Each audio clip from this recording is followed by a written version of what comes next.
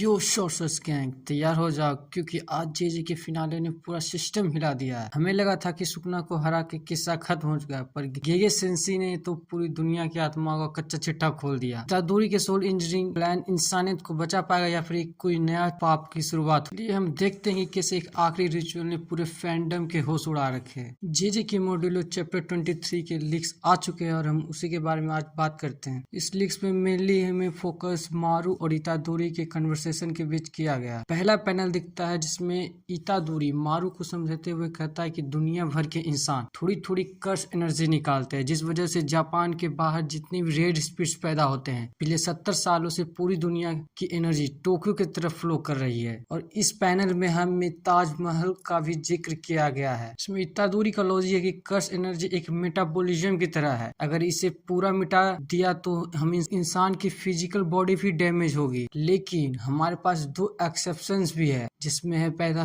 Toji फुसुगिरु और माकी, जिसके पास heavenly restrictions है, जो कि एक एक्सेप्शन है। तो ओवरऑल हमें टोक्यो जो एक अब भूत प्रेतों का ग्लोबल हब बन गया है। सारे विदेशी कचड़ा कांड सारे यहीं आकर जमा हो रहे हैं। पैनल चेंज होता है जिसमें इतादोरी रिवील करता है कि कार्यान स्पिरिट्स और ड्रीमर ट्राइब की सोल का एक कलर सेम ही है, इसलिए वो आपस में नहीं लड़ते हैं। इतादोरी अपना प्लान मारू को बताता है वो सोल के रास्ते को एक सोल ब्रांचिंग के मॉडलिंग डिवाइस में बदल देगा ताकि कर्स एनर्जी मिटाई जा सके। डाबुरा मानता है कि उसने ड्यूल में जो इंटरफेयर करके वॉरियर्स प्राइड को गंदा किया था, सिमुलिया लौटना चाहता है ताकि वो उस लड़की को बचा सके। भाई साहब, इस पैनल में डाबुरा भाई ने तो पूरे इमोशनल हो गया और इतादोरी ने यहाँ सोल इंजीनियर बन के पूरे स्पिरिचुअल सिस्टम को रीडिजाइन कर दिया। नेक्स्ट पैनल में डाबुरा कहता है कि वो वॉरियर्स के बराबर पहुंच गया है। ब्लैक रोफ की सती से डेस्कुंटे चीफ का कर्स एनर्जी टूट गया और वो इससे आजाद हो चुका है। पैनल शिफ्ट होता है जिसमें इतादोरी मारू से पूछता है कि क्या